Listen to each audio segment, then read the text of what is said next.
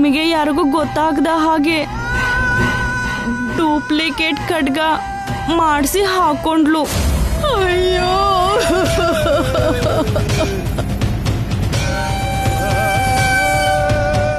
ಆ ಖಡ್ಗ ಇದ್ದಿದ್ರೆ ನಿನಗೆ ಈ ಪ್ರಮಾದ ಆಗ್ತಾ ಇರ್ಲಿಲ್ವೇ ತಾಯಿ? ಆ ನಾಗರಕ್ಷ ಬಂದ ಅಲ್ದೆ ಇನ್ನೇನು ನಿನ್ನ ಕಾಪಾಡಲ್ಲಮ್ಮ, ಕಾಪಾಡಲ್ಲ. ಅಜ್ಜಿ, ನಿಮ್ಮ ಮೊಮ್ಮಗಳು ಕಳ್ಕೊಂಡಿರೋ ಖಡ್ಗ ನನ್ನ ಹತ್ರ ಇದೆ.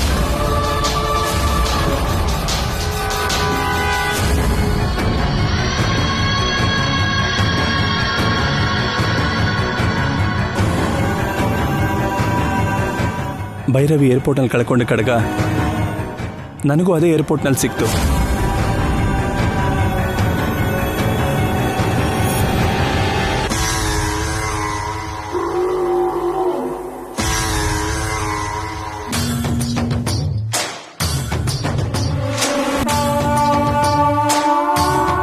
ಅವತ್ತಿನ ದಿನ ಭೈರವಿ ನನಗೆ ಏರ್ಪೋರ್ಟ್ನಲ್ಲಿ ಕಾಣಿಸ್ಕೊಂಡ ಮೇಲೆ ಈ ಖಡ್ಗ ನನಗೆ ಸಿಕ್ತು ಅಂದರೆ ಇದು ಡೆಫಿನೆಟ್ ಆಗಿ ಭೈರವಿದೇ ಆಗಿರುತ್ತೆ.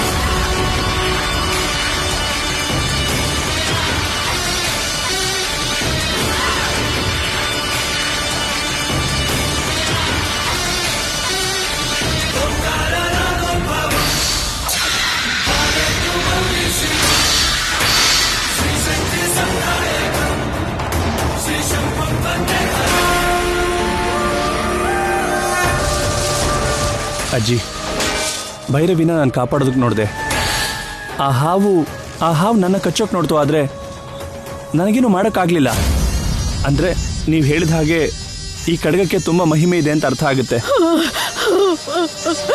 ನನ್ನ ಕಾಪಾಡಿದ ಈ ಖಡ್ಗ ಭೈರವಿನೂ ಖಂಡಿತ ಕಾಪಾಡುತ್ತೆ, ಖಂಡಿತ ಕಾಪಾಡುತ್ತೆ. ಭೈರವಿ, ಭೈರವಿ, ಭೈರವಿ, ಭೈರವಿ.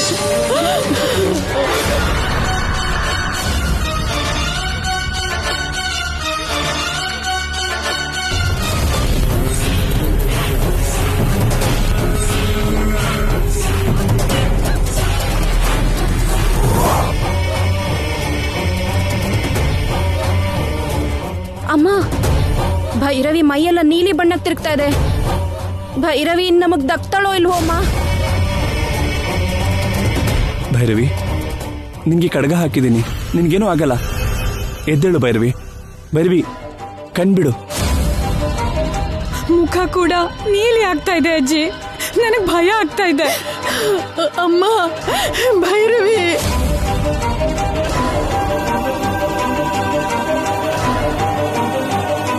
ನನ್ನ ಕಾಪಾಡಿದ ಈ ಖಡ್ಗ ಭೈರವಿನ ಯಾಕೆ ಕಾಪಾಡ್ತಾ ಇಲ್ಲ? ಅತ್ತೆ, ನಾನು ಹೋಗಿ ಡಾಕ್ಟರ್ನ ಕರ್ಕೊಂಡ್ಬರ್ತೀನಿ. ಬೇಡ ಸರ್, ಇಂಥ ಪರಿಸ್ಥಿತಿಲಿ ಭೈರವಿನ ಬದುಕಿಸೋದು ಡಾಕ್ಟರ್ ಅಲ್ಲ, ಆ ದೇವ್ರೊಬ್ನೇ.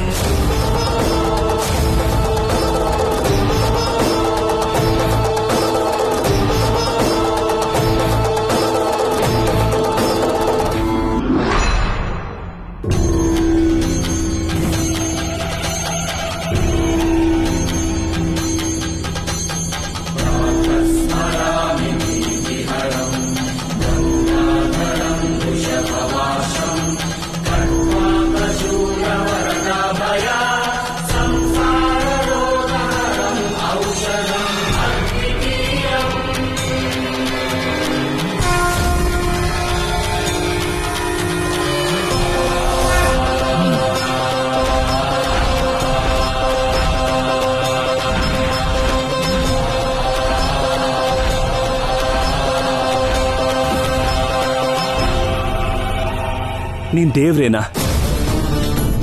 ನಿನ್ ದೇವ್ರಾಗಿದ್ರೆ ನಿನ್ನ ಪೂಜೆ ಮಾಡೋರ್ನ ಸಾಯಿಸೋದು ಬಿಟ್ಟು ಕಾಪಾಡೋದು ಗೊತ್ತಿಲ್ವಾ ನಿನಗೆ? ತಾಯಿ ಪ್ರೇಮನೇ ಗೊತ್ತಿಲ್ಲದೆ ಭೈರವಿ ಚಿಕ್ಕವಳಿದ್ದಾಗಲೇ ಅವ್ರ ಅಮ್ಮನ್ನ ಸಾಯಿಸ್ತೆ. ಅವಳು ಪ್ರಾಣ ಅನ್ಕೊಂಡಿದ್ದ ಅವ್ರ ಅಣ್ಣನ್ನು ಕೂಡ ಸಾಯಿಸ್ತೆ. ಭೈರವಿ ಅಪ್ಪನ್ನೂ ಸಾಯಿಸ್ತೆ. ಈಗ ಅವಳನ್ನು ಕೂಡ ಸಾಯಿಸ್ಬೇಕು ಅನ್ಕೊಂಡಿದ್ಯಾ? ಆಯಸ್ಸನ್ನ ಕಿತ್ಕೊಳ್ಳೋದು ಬಿಟ್ಟು ಆಶೀರ್ವಾದ ಮಾಡಿ ಕಾಪಾಡೋಕ್ಕಾಗಲ್ವಾ ನಿನಗೆ? ಆಗಲ್ಲ ಅಂದಮೇಲೆ ನೀನ್ ದೇವ್ರು ಹೇಗಾಗ್ತೀಯ?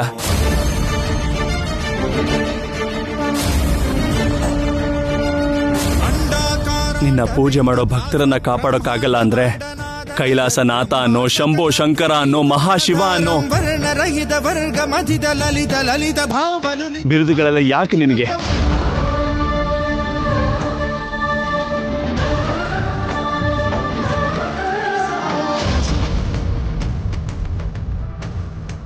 ನೀನ್ ದೇವ್ರೇ ಹಾಕಿದ್ರೆ ನನ್ನ ಭೈರವಿನ ಉಳಿಸು ಸ್ವಾಮಿ.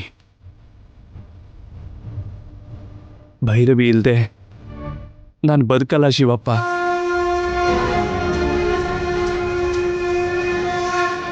ನನ್ನ ಭೈರವಿನ ಕಾಪಾಡು ಶಿವಪ್ಪ.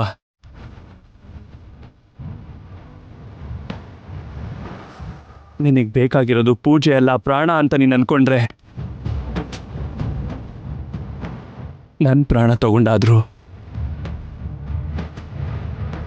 ನನ್ನ ಭೈರವಿ ಪ್ರಾಣನ್ ಕಾಪಾಡು.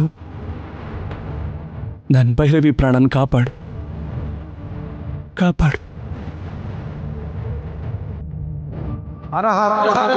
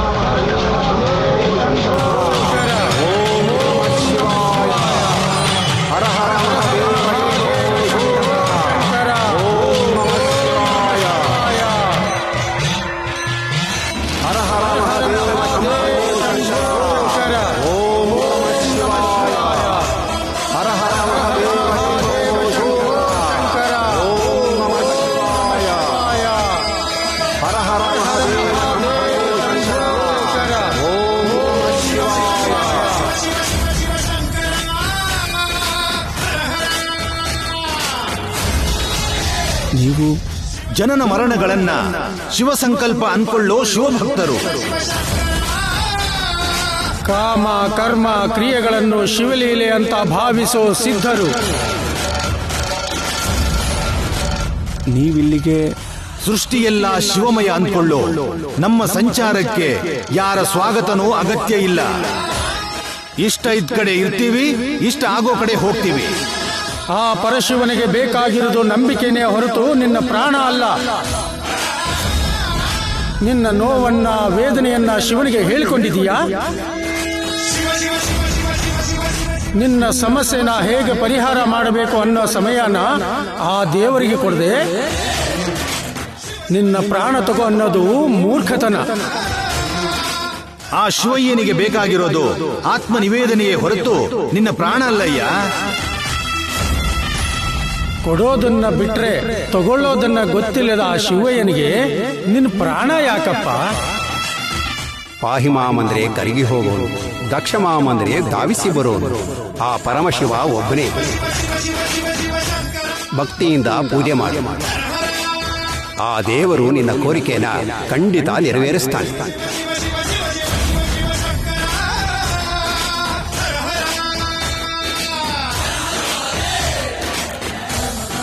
ಓಂ ನಮಃ ಶಿವಾಯ.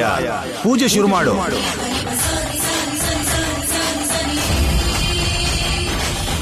ಓಂ ನಮಃ ಶಿವಾಯ, ಓಂ ನಮಃ ಶಿವಾಯ, ಓಂ ನಮಃ ಶಿವಾಯ, ಓಂ ನಮಃ ಶಿವಾಯ.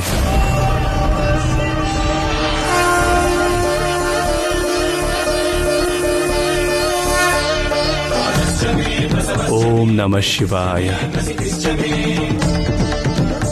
ಓಂ ನಮಃ ಶಿವಾಯ. ಹರ ಹರ ಮಹಾದೇವ ಶಂಕರ. ಓಂ ನಮಃ ಶಿವಾಯ, ಹರ ಹರ ಮಹಾದೇವ ಶಂಕರ. ಓಂ ನಮಃ ಶಿವಾಯ, ಓಂ ನಮಃ ಶಿವಾಯ, ಓಂ ನಮಃ ಶಿವಾಯ.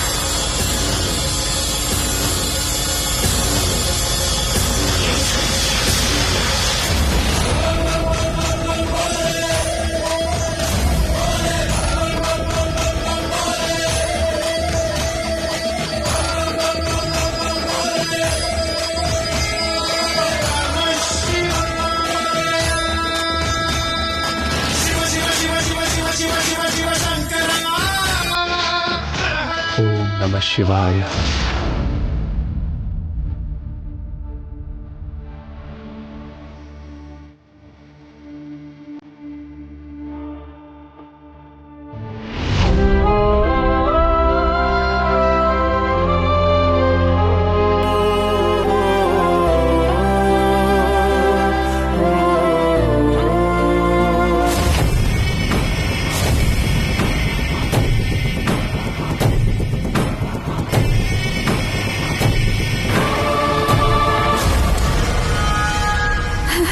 ಅಜ್ಜಿ, ಭೈರವಿ ಕಣ್ಬಿಟ್ಲು ಅಜ್ಜಿ. ಅಮ್ಮ, ಭೈರವಿ. ಭೈರವಿ ಭೈರವಿ ಭೈರವಿ,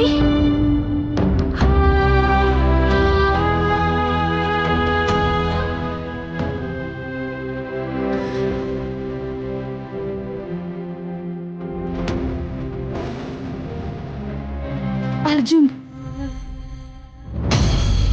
ಭೈರವಿ ಕಣ್ಣು ಬಿಟ್ಟಳು.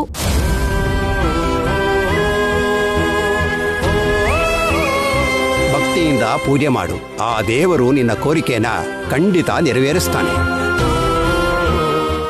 ಸ್ವಾಮಿ,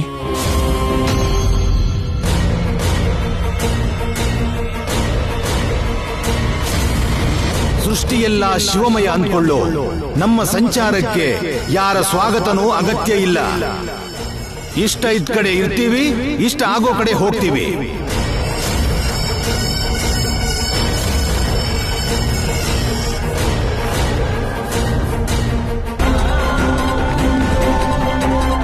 ಭೈರವಿನ ಬದುಕಿಸೋದಕ್ಕೆ ಸಿದ್ಧರ ರೂಪದಲ್ಲಿ ಬಂದಿದ್ದು ನೀವೇ ಅಂತ ನನಗೆ ಗೊತ್ತಾಗಿಲ್ಲ ಶಿವಪ್ಪ. ನಿನ್ನ ನಿನ್ನ ಮಹಿಮೆನ ಅರ್ಥ ಮಾಡ್ಕೊಳ್ದೆ ಅನ್ಬಾರ್ದು ಮಾತುಗಳು ಅಂದ್ಬಿಟ್ಟೆ. ದಯವಿಟ್ಟು ನನ್ನ ಕ್ಷಮಿಸ್ಬಿಡಿ.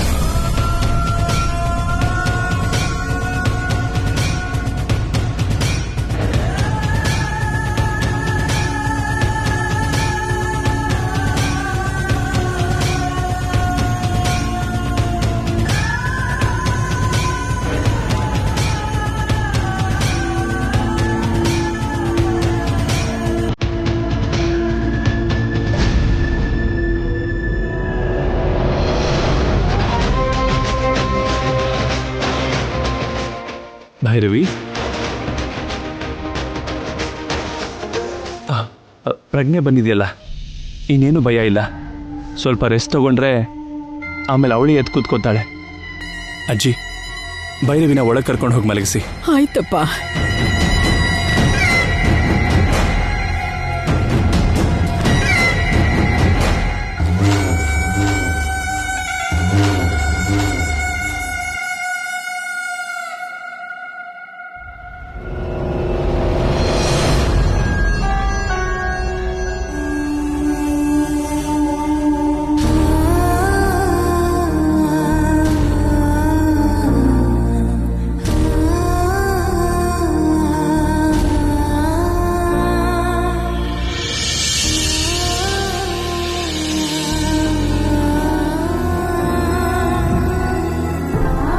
ಅರ್ಜುನ್, ನೀನ್ ಕೊಟ್ಟಿದ್ದಷ್ಟನಾಗದ ಕಡ್ಗ ನನ್ನ ಮೊಮ್ಮಗಳನ್ನ ಕಾಪಾಡ್ತಪ್ಪ. ನೀನ್ ಮಾಡಿದ ಪೂಜೆನೆ ನನ್ನ ಮೊಮ್ಮಗಳನ್ನ ಬದುಕ್ಸ್ತಪ್ಪ. ನೀನ್ ಸಮಯಕ್ಕೆ ಸರಿಯಾಗಿ ದೇವ್ರ ತರ ಬರ್ದೇ ಹೋಗಿದ್ರೆ ಭೈರವಿ ಬದುಕ್ತಾನೆ ಇರ್ಲಿಲ್ಲ. ನಿನಗೆ ಹೇಗೆ ಕೃತಜ್ಞತೆ ಹೇಳ್ಬೇಕು ಗೊತ್ತಾಗ್ತಾ ಇಲ್ಲಪ್ಪ. ಅಯ್ಯೋ ಅಜ್ಜಿ,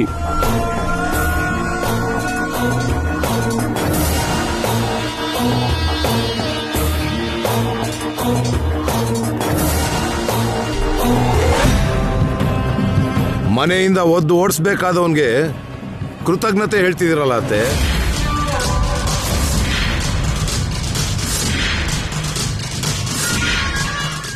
ಯಾಕೆ ಹಾಗಂತೀರಾ? ಅರ್ಜುನ್ ಆಗಿದ್ದಕ್ಕೆ ಭೈರವಿಗೆ ಹಾವು ಕಚ್ಚಿದ್ರು ಕೂಡ ಹಾವೇ ಕಚ್ತೋ ಅಥವಾ ಇವನೇ ಹಾವಿನ ಕೈಯಲ್ಲಿ ಕಚ್ಚಿದಾಗ ಮಾಡಿದ್ನೋ ಯಾರಿಗ್ ಗೊತ್ತು. ವೀರಭದ್ರ, ಅವ್ರು ಹೇಳಿದ್ರಲ್ಲಿ ತಪ್ಪೇನಿದೆಯಮ್ಮ? ನೀನ್ ಇವನ್ ಪರ ವಹಿಸ್ಕೊಳ್ತಾ ಇದೀಯಾ? ಇವನ್ ಹೆಂಗ್ ಭೈರವಿನ್ ಬದುಕಿಸ್ತಾನೆ? ಹಾಗನ್ಕೊಂಡ್ರೆ ನಿನ್ ಮಗನ್ನು ಮೊಮ್ಮಗನ್ನು ಬದುಕಿಸ್ಬೇಕಾಗಿತ್ತು ತಾನೆ. ಇವನಿಂದಾನೆ ಭೈರವಿಗೆ ಸಾಯೋ ಪರಿಸ್ಥಿತಿ ಬಂದಿದೆ ಅಂತ ನಿಂಗೆ ಅರ್ಥ ಆಗ್ತಾ ಇಲ್ಲ. ಕಾಮಾಲೆ ರೋಗ ಬಂದವರಿಗೆ ಲೋಕವೆಲ್ಲ ಹಳದಿ ಬಣ್ಣದಲ್ಲೇ ಕಾಣಿಸತ್ತೆ. ನೀನು ಹಾಗೆ ಅಂದ್ರೆ ಅಂತೀರ. ನಾನು ದಯವಿಟ್ಟು ಸ್ವಲ್ಪ ಹೊತ್ತು ಬಾಯಿ ಮುಚ್ತೀಯಾ? ನೀನು ಕೈ ಮುಗಿತೀನಿ, ಹೋಗು. ನಾನು ಹೋಗೋಕ್ಕಿನ್ನ ಬೇಕಾದಷ್ಟು ಟೈಮ್ ಇದೆ. ನೀನೇನ್ ನನ್ನ ಕೈ ಮುಗಿಯೋದು ಬೇಡ. ಅರ್ಜುನ್, ನೀನಿರೋವರೆಗೂ ನಮ್ಮ ಭೈರವಿಗೆ ಏನೂ ಆಗಲ್ಲ ಅಂತ ನಮ್ಗೆ ಅರ್ಥ ಆಗಿದೆ.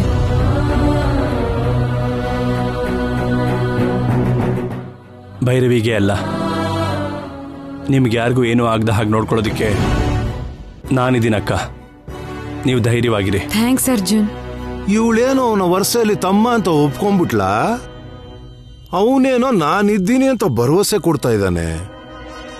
ಇವನ್ನ ಅರ್ಜೆಂಟಾಗಿ ಮನೆಯಿಂದ ಹೊರಗೆ ಕಳಿಸ್ದೆ ಹೋದ್ರೆ ಇಲ್ಲೇ ಮೊಳೆ ಹೊಡ್ಕೊಂಡು ಕೂತ್ಕೊಂತಾನೆ. ಇವನ್ನ ಕಳಿಸೋವರೆಗೂ ನನ್ನ ಬೇಳೆ ಏನು ಬೇಯಲ್ಲ. ಅದು ಅಜ್ಜಿ, ಭೈರವಿ ಎದ್ಮೇಲೆ ಏನ್ ಮಾಡ್ಬೇಕು ಅಂತ ನಮಗ್ ಗೊತ್ತು ಬಿಡು. ನೀನ್ ಹೊರಡು.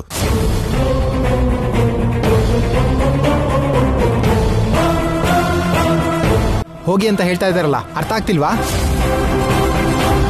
ರುದ್ರ, ನಿನ್ಗೇನ್ ಹಕ್ಕಿದೆ ಅಂತ ಅವನನ್ನು ಹೋಗು ಅಂತಿದ್ಯಾ? ಅಂದ್ರೆ ಅಪ್ಪ ಹೇಳಿದ್ರಲ್ಲ, ಅದಕ್ಕೆ ನಾನು ಹೇಳ್ದೆ ಅಜ್ಜಿ. ನನ್ನ ಮಗನ್ ಏನ್ ಹಕ್ಕಿದೆ ಅಂತ ಕೇಳ್ತೀಯ? ಈ ಮನೇಲಿರೋಕೆ ಅವನಿಗೇನ್ ಹಕ್ಕಿದೆ ಅತ್ತೆ? ಇದು ನಮ್ಮ ತಾತನ ಮನೆ, ನಮ್ಮ ಅತ್ತೆ ಮನೆ, ನಮ್ಮ ಅಜ್ಜಿ ಮನೆ. ಸೋದರಳಿಯ ಆಗಿ ಮಾವನ ಮನೇಲಿರೋಕೆ ನನಗೆ ಹಕ್ಕಿದೆ. ಮೊಮ್ಮಗ ಆಗಿ ತಾತನ ಹತ್ರ ಅಜ್ಜಿ ಹತ್ರ ಇರೋ ಹಕ್ಕು ನನಗಿದೆ.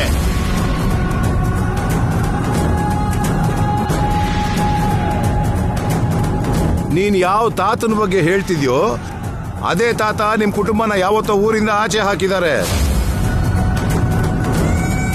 ಆಚೆ ಹೋದವ್ರಿಗೆ ಈ ಮನೆಯಲ್ಲಿ ಯಾವ ಹಕ್ಕು ಇಲ್ಲ ಅಂತ ಗೊತ್ತಿಲ್ವಾ ನಿನಗೆ?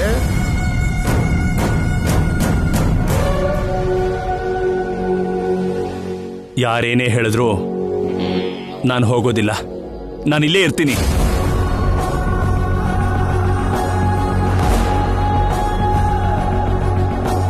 ನಾವಿರೋಗ್ ಬಿಟ್ರು ನಿನ್ನ ಈ ಊರವ್ರು ಇರೋಗ್ ಬಿಡಲ್ಲ.